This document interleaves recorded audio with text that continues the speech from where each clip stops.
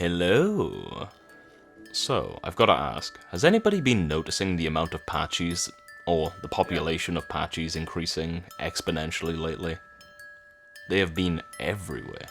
I swear it's like this any time that Patchy gets any sort of buff in, whatsoever. I mean, all it got was 50 extra health in the last update, but all of a sudden, the population of Patches has just exploded. Yet again, they're just everywhere. Every server I go on, I just see patchy groups, patchy groups, patchy groups, patchy groups. Other than that, obviously, it's the Apex groups, but god damn. And don't get me wrong, I love Patchy. I love playing Patchy. Patchy is like one of my favorite things to play and always has been since it got released. But I think it's easy to understand why anytime it gets a buff, you get so many people who will just play as Patchy hordes. And that's just because it has insane mobility. Then you give it more health, so it's even more survivable, and people will just go to town with it. But you didn't come here for a video on Patchy, did you? You came here for, well, whatever is showing in the title and thumbnail. And so, how about we just get onto it, shall we? And with that out of the way, I hope you all enjoy. So for this one, me and my friends decided to try out something a little different than usual, which was getting the most out of a Ceratopsian group with the new limit of group slots being moved from 10 to 12. And to that end, we have Gusa on a 5-slot being Eio Triceratops, then we have Abyss and Cherry playing a Styracosaurus, bringing us up to 9 slots being 2 slots each, and lastly we have me on Albertoceratops filling out those last 3 slots. The reason for this setup is that we wanted to get the most out of Frilled Bond. And what this passive does is it increases the damage and armor by 7.5% to yourself and any Ceratopsians in your group within 50 meters. So in other words, it's pretty much just a free 30% damage and armor to everyone in the group.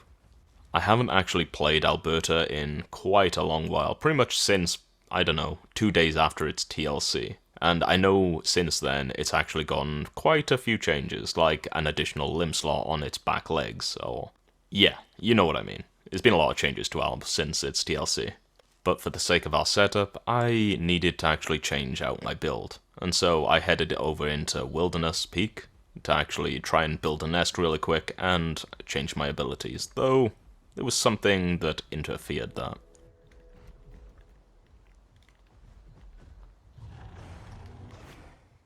Yep, a Pycno. And guess what? There was a second. I was kind of struggling to hear them over the voices in the Discord call, and yeah, it made me jump, that second one did, quite badly. I'm kind of lucky that I'm in Wilderness, where it's not the best place for charge-based playables. 2 Pycnos. And now here a marvelous demonstration of the old Pycno Bluetooth bite. Yeah, nice.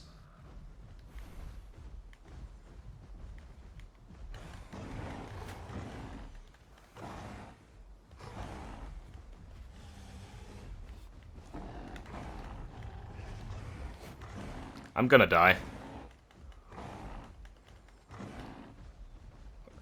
Wilderness.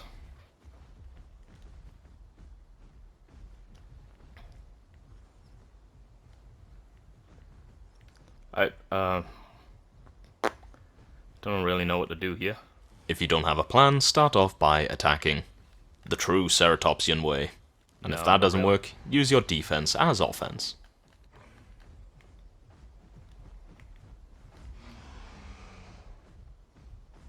No, anytime...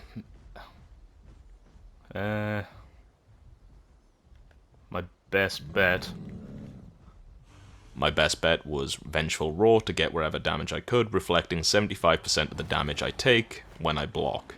And to throw all caution to the wind. Come on, you fucker!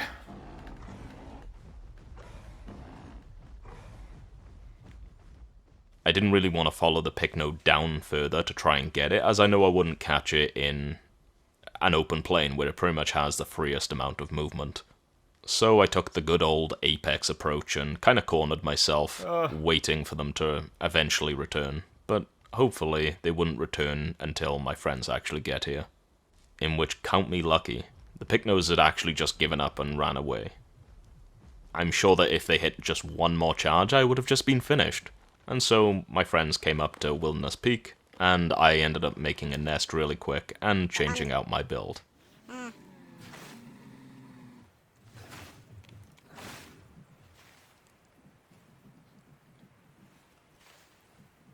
Increases damage. You know what? I think click vigor. Yeah.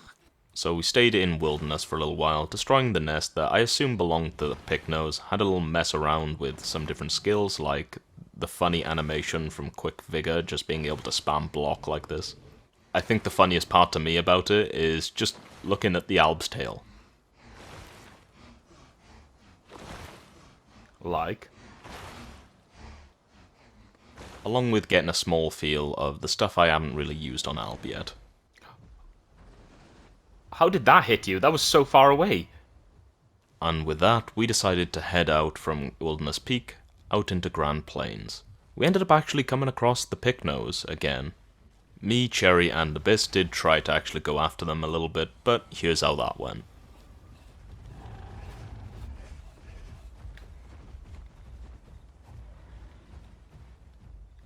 And from that, we pretty much never saw them again. And so after that, we ended up heading down towards Grand Plains River, perhaps to fill up our water, and we came across quite a few things, like a thal, a hat, a few baby dinos, mostly herbivores, funnily enough, at least on the ground, though there was a baby Spino. And as you all know, we're Trikes. This is what we do.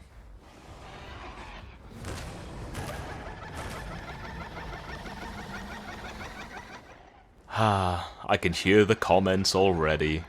I do find it a little bit funny that the Kentro and Anno were particularly fine with this, and they kind of just left us alone. Whereas I went towards the water, seeing the two Sarkos in there, and decided to just try and get a drink, being a little bit cheeky with it.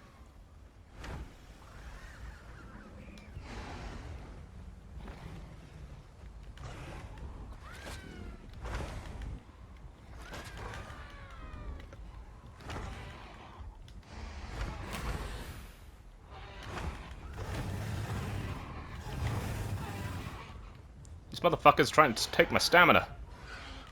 They were only adolescent Sarkos, so they wouldn't be that scary, not even to a Styrak, since, hey, they wouldn't be able to just grab a Styrak and drag it into the water. And I'm sorry about the Thal.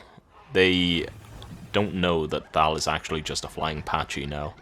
Instead, they just see it as just a noisemaker. And so while this was going on, Abyss ended up actually getting into a little bit of a scuffle with the Kentro and a Patchy. And I say it to Abyss all the time, he's too aggressive for his own good. It's usually to his detriment, and he almost dies every single time. And so me and Gusa just ended up, catching the Patchy off guard and trapping it, and yeah, that happened. Then a Spino came out of the water and gave Gusa a jump scare, so he just immediately started trying to gore it. All with the same tune of the Thal overhead that doesn't know how to do anything other than make noise with it. And so after a little bit of a dance with the semi-aquatics, Gusa just decided, you know what, this is not worth it. We could just be sitting here for ages just watching you in the water. And so we decided to walk away. We didn't really want to be in Grand Plains. We wanted to actually travel across the map and see what we come across, because Grand Plains gets very, very repetitive. It is a shame that most of the community just moved from Impact Crater into Grand Plains. Such a shame. And just as we were about to set off on leaving towards Green Hills, we end up seeing a Tyrannotitan entering Grand Plains. It was actually at half health, though there was no way of actually knowing while playing in-game. And we kind of, do that thing that Trikes do.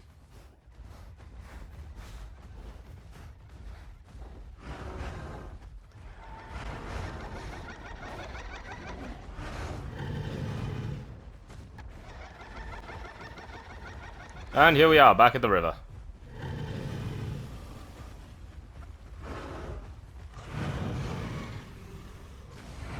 Oh, it's dead. That wasn't the only thing that was dead. So was apparently the noise coming from the Thal. I'm guessing that's because they were concentrating on dodging a Hatzegopteryx. And so as we ready ourselves to start making a move again, we come across a nice little surprise. Oh. Oh, baby Sty!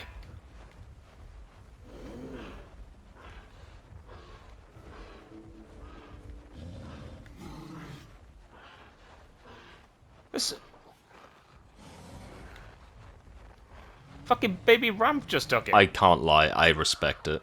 And so we start moving out of Grand Plains again, and I am praying the entire time that nothing shows up that gets our attention to drag us back into Grand Plains. But it's not just us now, we also have a little follower, who seemed perfectly content in following us through Birchwoods and into Green Hills, where the most dangerous thing that seemed to happen was really just an alpha critter.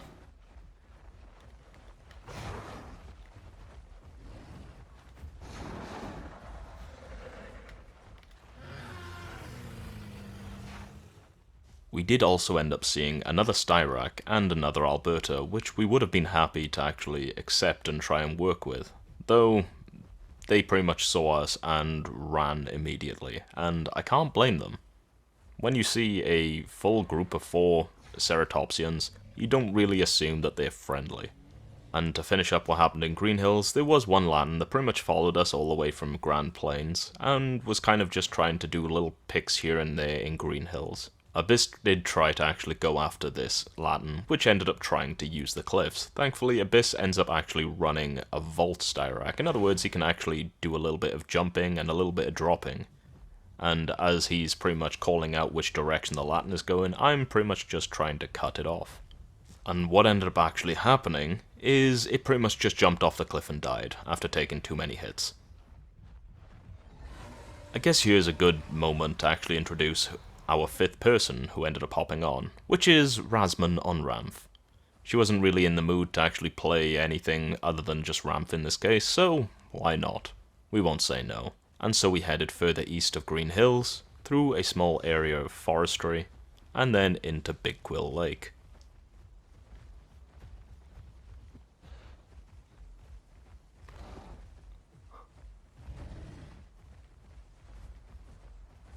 Nice. Nice. We continue waddling our way through Big Quill Lake, and enjoying the odd treat every here and there. I just can't. Oh, melons? Before then making our way towards Salt Flats. There wasn't much to see while we were making our way there, just something like a meg or maybe an Achillo here and there. But we decided not to go through the canyon, instead to just go over the top.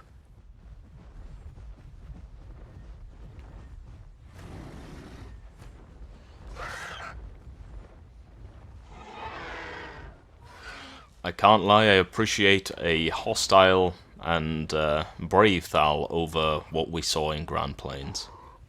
So, while we were looking over into Salt Flats, we saw quite a few things, like a little baby Amaga, and then there was also an Eio. You don't often see them very often, just a lone Eio, just on its own, and so we had our idea here. And I'm trying not to smile right now, because you think that you know exactly what we're gonna do. He thinks you want to kill it! He's just... You're charging at is like...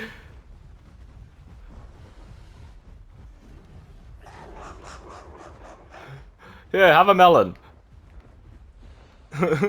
You thought we were gonna try and just kill it right on the spot, didn't you? Silly. Just wanted to give it a melon. Trikes United stand strong, right? Yeah, we're actually being nice to this solo Eio. But, was it really solo? They thought they were dead, and I don't blame them for their fear. Look at them trying to back away slowly. We are friends. We're friends. Friends.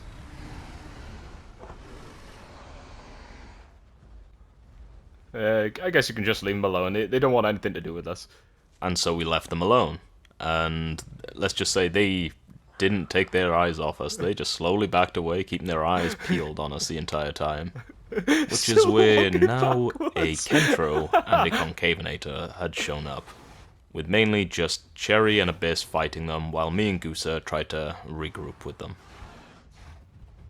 Oh, there's a Kentro going after you as well. They pretty much just backed off as soon as I got close, and I tried to chase the Kentro a little bit, in which eventually I just gave up because it ran just too far north and too far away from my group.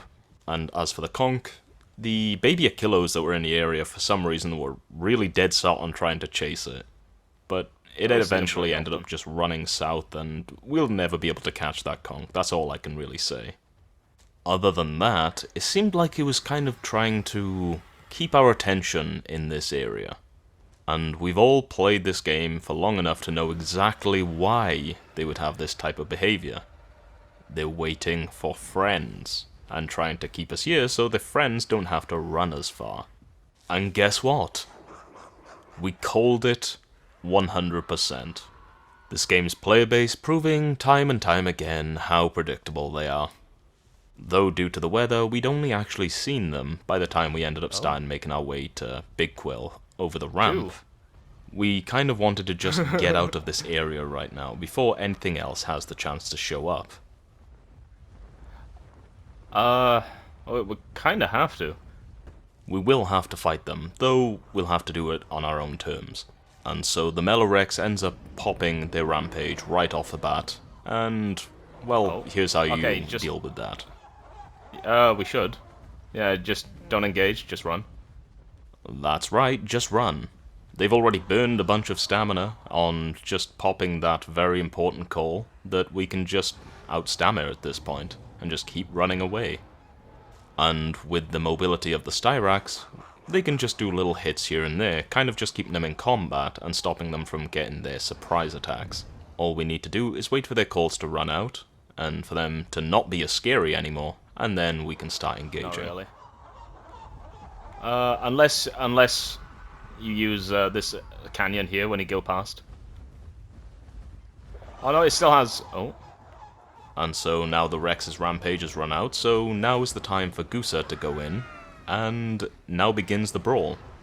Gusa on the front of the Rex, me on the back of the Rex, making sure to not forget that, hey, there's not just one Rex here.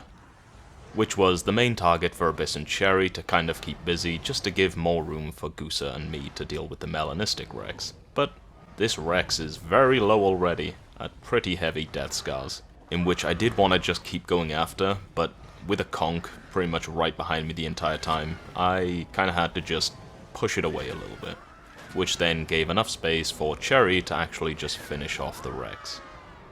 And you might think that the job is half done at this point. As soon as we kill this Rex, we'll be done. But little did we know that the Eio that we let go earlier, because we were actually being nice, they were on their way, waiting for the perfect moment to pretty much just clean up whatever happens. And it's funny that this kind of thing always happens every time we let someone live and try to be nice to people in official servers. So with me and Gusa pretty much hammering at the Rex while Gusa is also taking damage from their Trike, the Rex eventually breaks off from Gusa, and I decide to kind of just take that heat off him. And eventually, it just gets finished off. Okay, that's one Eio dead. The other Rex dead. So what's left now is one Eio, one Conch, and one Kentro. And so as long as I can kind of take these heavy slams and block them, it's at least damage that Gusa hasn't got to go through at least. Though this Conch has been an absolute pain in the arse. It's just so mobile, as long as it hits one attack of bleed, then it can heal. They're kind of hard to finish off. This really is just a battle of the blockers. But yeah, sadly we ended up losing Abyss to the Kentro, because they were kind of just separated from the group and weren't getting the benefits of Frilled Bond because they were too far away. And as for me, I'm kind of just dicing with death, trying to just counter-block this Eio. Thankfully, block is a lot better than it used to be when the Alb TLC first released. And extra lucky on top of that, this Eio only had one attack that was extremely predictable. I'm very lucky that I came out with even just this amount of health. With the knowledge that they've already tried to stall us for time while their friends make their way here, we know that they're going to try it again. And so, with our health so low, we need to actually just move away. I'm separated.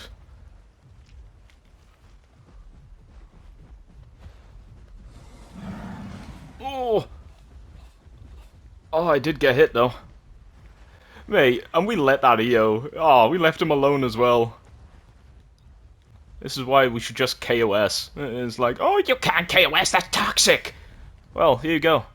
Here we go indeed, as they continue to chase after Gusa, because, you know, you want to get rid of the biggest, scariest thing, as usual, right? Though they do get distracted and Gusa makes more space, which is good, because he's the slowest out of us right here. I haven't had any chance to get stam this entire time.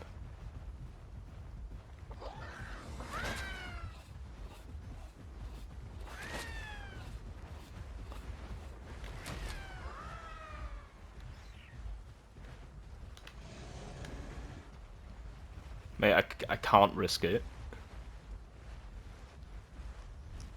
Oh yeah, I'm showing death scars, mate, like heavy death scars.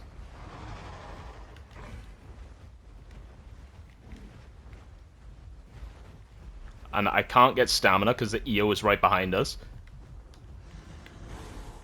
Right. Oh yeah, he's death scars. And as for the baby Styrak, well, you should guess what's going to happen here.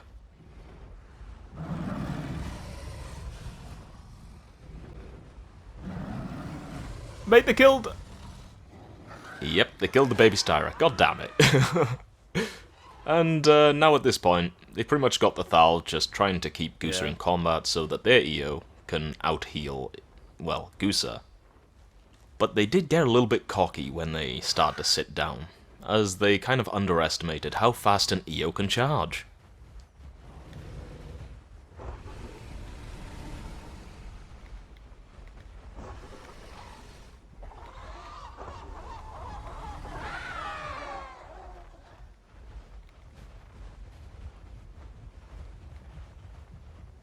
Want me to tank a I didn't really finish saying head slam, but either way, I blocked that and did my own damage, giving another opening for Gusa to do some damage.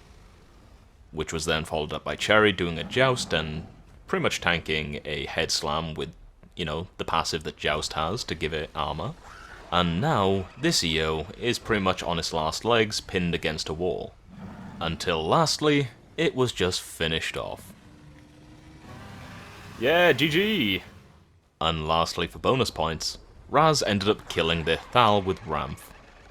Ah, I'm so proud. Round of applause for Razman, please. And just like that, we finished that group that tried to pull a little sneaky on us. And all's well that ends well. But wait! Where's the ending music? Well, this ain't over yet. Yeah, he's just keeping us painted right now. Oh yeah, knowing our luck, they'll have respawned like ahead of us and we're walking into them. We still had the Kentro and the Conch pretty much just stick into us and not really engaging sure. too hard. Just leading the group to where we were. Oh fuck yeah, Cherry's being chased by the Kentro right now. At least Gusa has been able to heal a good amount since the Eio ended up dying. And so it's kind of important that we kind of get into an area with not a lot of space, just so that it's an easier time actually trying to protect Cherry. I wonder what they're sending in next though. And just as I ask that, I am answered, as I see the silhouette of a Serra. So we are kind of surrounded, and we've kind of got no choice but to stay in this area right now where there's not a lot of space. Otherwise, they'll end up actually just getting Cherry right off the bat. Yeah, they really want us dead here. And after a little bit of staring at each other, I finally decide to try and actually deal whatever kind of damage I can. At this point, anything was better than nothing, and if I could put them in the range that if they make the mistake to actually just die to an Eio charge or an Eio head swing, then that would help. Oh! Sorry. Fucking panic there. The bright side of the Kentro actually hitting detonate on me is that, hey, I'm not bleeding anymore, so that means I'm healing. But we still need to start moving again, as they are trying to just, I don't know, keep our attention and keep us still for their friends to come back on something else. Yeah, you need to just... And a bonus on the bright side, Cherry took this moment of chaos to kind of just run ahead and go and heal. And fortunately, Yeah, probably. Gusa's health is high enough to not be in any immediate danger. If anything, I'm the one who's in the most danger right now. Yeah, it's literally... It's just stalling. So we're slowly still just making our way back, and Gusa is kind of guarding this entire entrance right here. But he lets the conch pass, in which I am keeping an eye on it.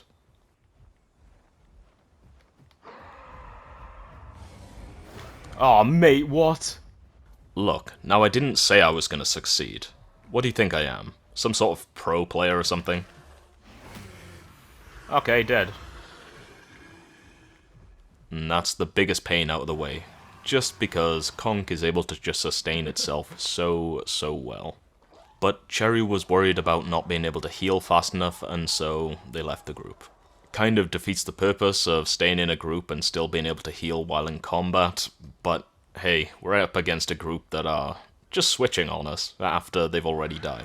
And there's also alpha critters to Alpha also Pamela. still worry about. Thankfully, we do have Rasman on Ramp, Yeah, which is kind of the best thing for actually killing critters. Yeah. I was kind of just trying to take the long way round, and Gusa had actually been getting the attention of the Serra, in which, guess what happened to the Serra?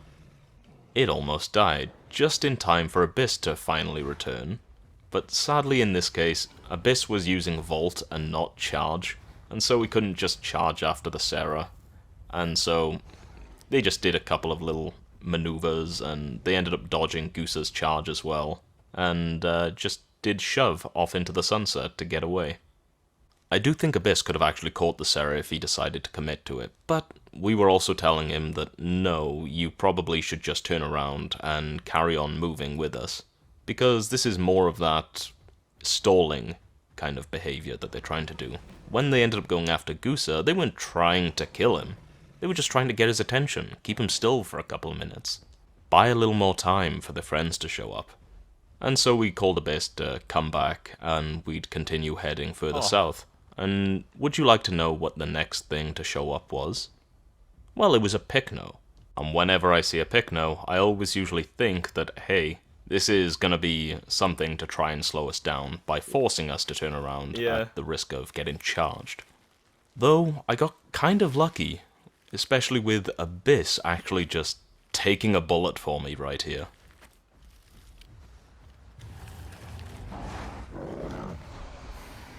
Oh, how did he miss that?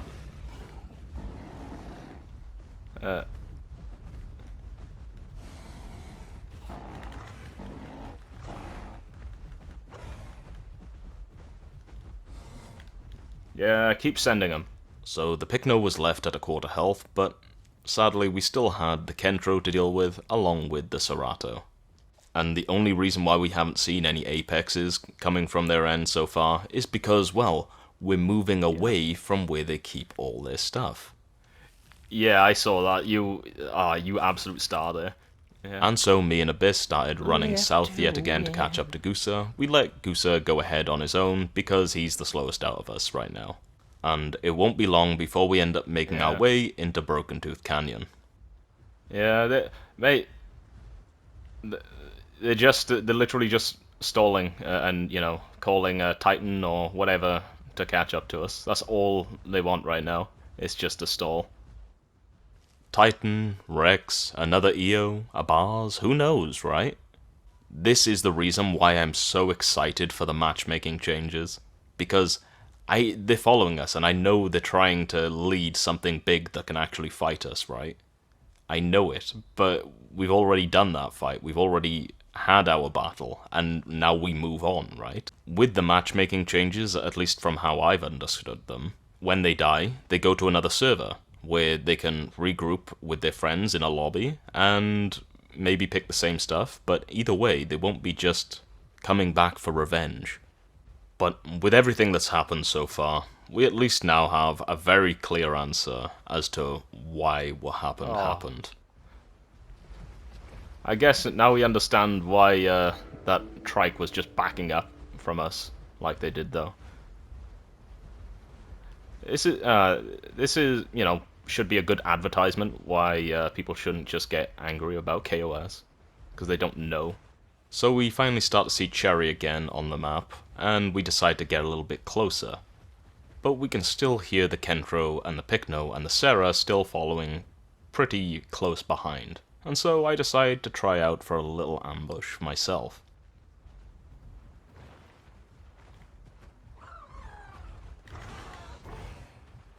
Not the most effective thing I could have done, but it certainly made them jump, didn't it? You could just smell the panic in there. And also, this is really not the best kind of space for a Kentro or a Pycno to fight in. Of course, they can get some damage here and there, but the space is not very reliable for their turn radius. And so after a little bit more brawling, Abyss ended up running off away from the group and going after the Pycno alone again, in which they were brought to, well, you can see that amount of health. And so the Pycno and the Kentro ended up finishing off Abyss, in which then Gusa ended up finishing off the Pycno, which was then promptly followed up with Gusa also then charging down the Kentro and finishing that off. And I gotta say, I'm so surprised that he actually just held the button down in order to do it.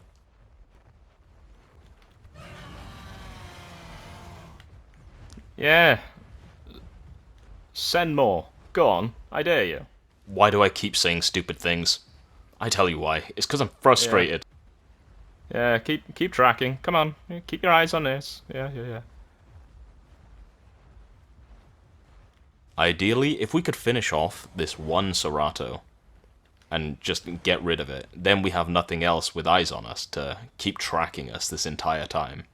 But the problem is, every second we spend in the same spot, going after it, well, this could happen. Titan. Yeah. Double Rex and Eio didn't work, so let's send Double Titan Rex. Yay! I was also doing my own little ambushes, just to kind of keep this Sarah on their toes.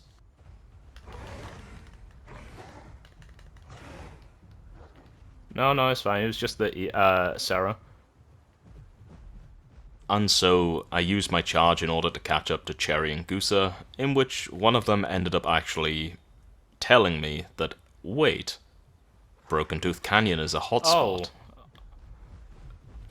Oh, yeah, so it is. Yeah, Broken Tooth is now a hotspot. Yeah. You don't see that very often, and we know exactly why. And so from this moment onward, we just continued along the beaches of Broken Tooth, Green Valley, and over into Whistling Columns. Uninterrupted whatsoever, but we always could see the silhouette of a little Serato keeping their eyes on us. Yeah, because in Broken Tooth I kept hiding around corners whenever it was following and hitting it. Guso was getting kind of low on food and water, and so I ended up leading him towards the berry bush, and then there would be plenty of water if we get the chance to actually have a drink. Rasmun was pretty much out scouting on her ramp, and was pretty much just calling that she could see that there was some stuff on top of the mountain to our right. Clearly still being fed information by the Sarah, in which I try another little ambush again.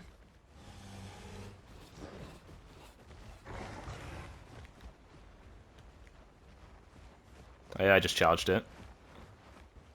And so, as I'm catching up to Gooser and Cherry, I'm hearing off of Rasmun that on top of the mountain right now, what she can see is a Rex and a Dasp, slowly trying to make sure that they don't fall. Along with then, on the other side of the mountain, outside of my replay range, also claimed to have seen a Bars. And so, at this point, all we can really do is actually just rush to the cave.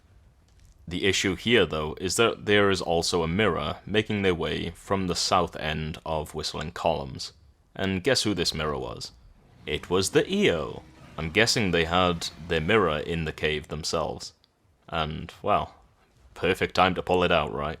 So we can hear the footsteps getting closer of the Rex and the Dasp, and I pretty much just convinced Gusa that, hey, we need to just rush towards the cave. I think so. Oh, they got a mirror as well. Oh. Have you got charge? Okay, you charge ahead. I tell him to charge ahead first because I'm sure they want the Eio more than anything. Since, hey, that would be the trophy kill, right? The true trophy kill for them. They finished off the biggest, scariest thing of the group that they've chased across almost half the map. And so, as we're getting closer to the cave, the Dasp and the Sarah are both catching up. And thankfully, Goosa does end up actually making this little Oh, whoa, jump whoa, whoa. right here, this little piece of Oh, okay. parkour. But as for the Dasp, they took very good pathing, and then Giraffe Neck clipped the end of my tail. Yeah. Oh, I got... Oh my god! How did I manage... Oh, no. No, I got hit. Yeah, I'm dead. Yeah, I'm gonna die.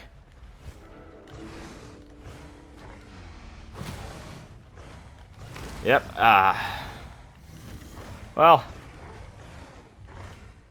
I can't lie, I am a little annoyed, but mostly at this one little lip at the cave that just got me stuck. If I'm it just wasn't for gonna this die. one little lip, I would have survived this. I ran into the cave and he, you know, giraffe necked me. Have you ever heard that term, giraffe necking? It's when someone has, like, you know, the ping of someone from a different region, and so they just extendo reach, hit you. I was panicking, mate. Well. I mean, they killed like 2 sties as well. But what did they lose? What did, how much did they pay for it? Well, how about we go over what they lost for it? Or, you know, what I said, what they paid for it. In which they ended up paying with a Mellow Rex, a Bacca Rex, an Eio, a Concavinator, a Picno, and then, lastly, a Kentro. And for that, they killed 2 sties, both of those kills on the sty being, you know, the same person, and then me. So I guess I'll take that. And so here we are at the end. Now, this one was a bit of a doozy. Of course I sounded a little bit annoyed. I was a little bit annoyed when I was playing. It's just the case that every time I see that kind of situation, right, I just think that, God, there's stuff in the future that is going to make that kind of thing not possible. And so, you know, you kind of have, like, the knowledge that, hey, it isn't going to be this way in the future. But it is now, and so you've got to put up with it now. And I think you get where I'm coming from. We're still waiting on the next TLC, and everyone is saying that it's going to be Sarko. I'm pretty sure, I think it's going to be Sarko as well, but it would be funny if we've just been led on, and then all of a sudden it's something else, like Thal. I will say I've been having a lot of fun on Thal lately as well. I've got quite a few clips of that I want to upload, and also for the future I do have some clips of some shenanigans with guiding Pico Lambiosaurus, and guess what? I ended up actually getting called a hacker 2 times in one night, and I did save that footage, yes. And that is one of the next things I want to, you know, I want to actually put up after this one, of course. And yeah, I haven't really got much else to say with this. Oh well. I hope you all enjoyed, and I hope you all have a lovely day. Bye. P.S. Getting the screenshots for this video was actually a pain in the ass due to replay mode still being, well, in the state it is in. Busted. Oh well. Yeah, bye.